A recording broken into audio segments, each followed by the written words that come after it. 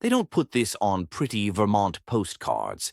No tourist guide, no fancy brochure, no cheesy forest gift shop mug says, "Welcome to Bennington," where people vanish like deleted browser history.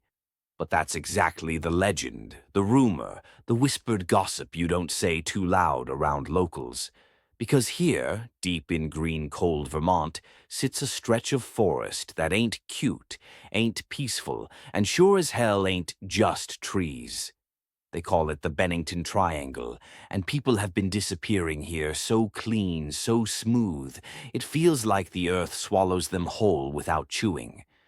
The first time I ever heard about this place, I thought it was goofy TikTok horror clickbait. Like, come on, dude, people go hiking and just poof. That sounded like Walmart discount Bermuda Triangle. But then I moved close to Vermont for grad school, and one night over beers, a retired sheriff dropped the story like a brick in my lap. Older guy, beard gray as driftwood, hands that shook only when the name Glastonbury Mountain came up. His voice didn't wobble for age. No, his voice wobbled because he'd seen things out there, felt things. And he said, "Son, that forest doesn't lose people. It keeps them." I laughed. He didn't. Truth is, disappearances here didn't start with New Age hikers and TikTok daredevils. They started back in the 1940s, before smartphones, before trail cams, before cell towers, simple times, cleaner times, apple pie America. And still, people walked in, and never walked out. No bodies, no last messages, no torn shirt fiber on a branch, no "lost hiker found" headlines. Just missing posters turning yellow on bulletin boards, faces smiling like they didn't know they were about to be erased. Locals, especially the ones who've lived here forever, don't romanticize the woods. They don't do campfire ghost jokes. They don't go, "Ooh, spooky forest, ha ha." No, they keep their boots off that mountain the way some people avoid exes. No contact, no eye contact, no reason to ever reconnect. Out-of-towners, they don't get it. They show up with trail sandwiches, GPS watches, neon backpacks, ready for adventure selfies. They don't realize they're walking into a story that doesn't believe in happy endings. First big disappearance was Paula, young college girl, bright red jacket, hair tied like she was going to a casual evening stroll. She said, "Be back soon," like she was running to grab milk from the corner store. She vanished so quietly it felt polite. No scream, no crash, no wild animal signs. One minute she was waving to an older couple on the same trail, next minute air. Gone like someone hit mute on her existence. Search parties. Try thousands. Try cops, volunteers, military, dogs, psychics. They found nothing, not even a gum wrapper. I don't care how spooky you want to think she ran off. People don't evaporate that tidy.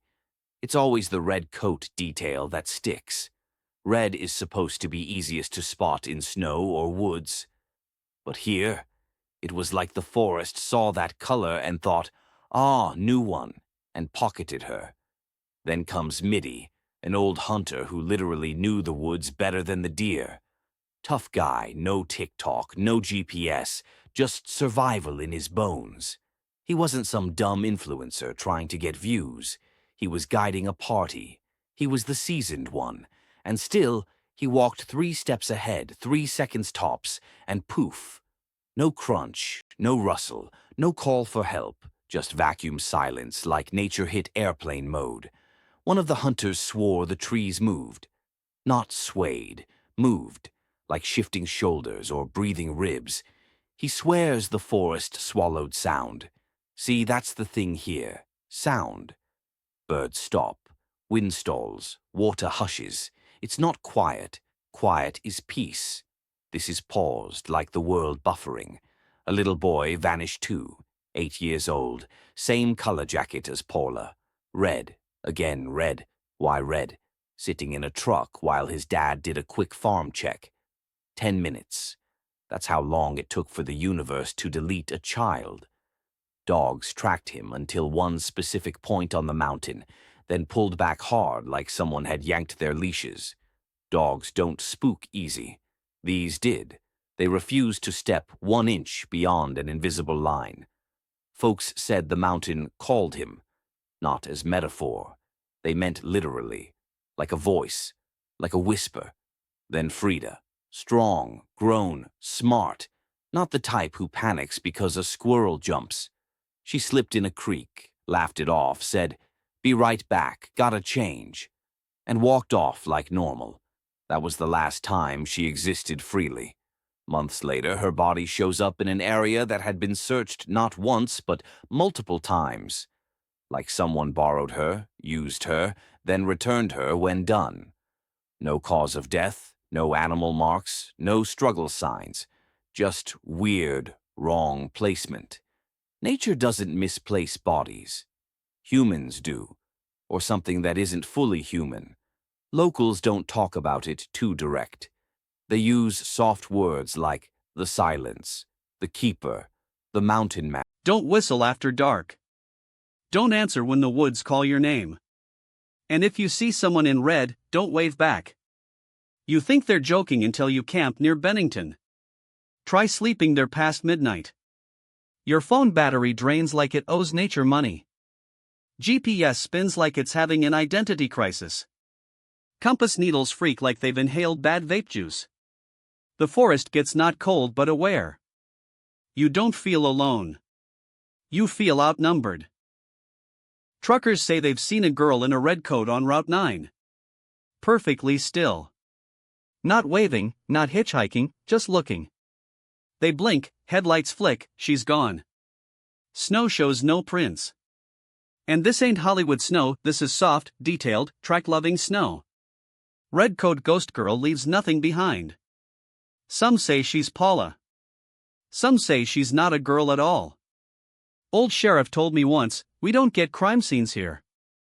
We get absence. We get blank spaces that look like glitch. And maybe that's it. Maybe this place is a glitch. A rip in code. A wormhole that didn't get debugged. A natural edit tool deleting hikers from reality. Some say aliens. Some say government hiding testing grounds. Some say creature. Something that can mimic voices, shapes, memories. Something that doesn't just kill but collects. There are stories of hunters hearing their own voices echo ahead of them, calling them deeper with perfect tone, perfect laugh even though their lips never moved. One hunter swore his brother, missing 10 years, walked beside him for half a mile talking casually, until he realized the footfalls made no sound. When he looked beside him, nothing. Just air and trees that looked a little too satisfied. College ghost chasers come with fancy gear but leave shaken like preschoolers. One dude live-streamed until his camera caught static that sounded like breathing. Not fast, panicked, breathing, slow, patient, like someone inches away. He dropped his phone, ran, never posted again. See, tourists think horror is noise. Screams, jump scares, bloody claws. But Bennington terror is silence. Empty trail that shouldn't be empty. Fog that shouldn't move in patterns. Branches that don't sway but reposition. You don't get chased here. You get invited. Forest pulls, not pushes. People say red jacket hikers vanish most because red means chosen. Or visible for something that doesn't rely on eyes. Something that hunts attention, not flesh. Something territorial yet curious. It's not that people disappear randomly. They disappear politely. Neatly. Like signed out of attendance. Like subtracted from census. It's not murder. It's erasure. Clean, precise, intentional. Government definitely knows something. Search maps sealed. Radar scans classified. Military once camped up there in the 70s, gone next month, zero explanation. Scientists claimed magnetic anomalies. Locals call it breathing land. Forest isn't villain. It's host. It chooses. If you ever walk there, and your name floats behind you, soft, familiar, not yelled, not begged, just suggested, do not turn. Do not answer. Because it knows your voice.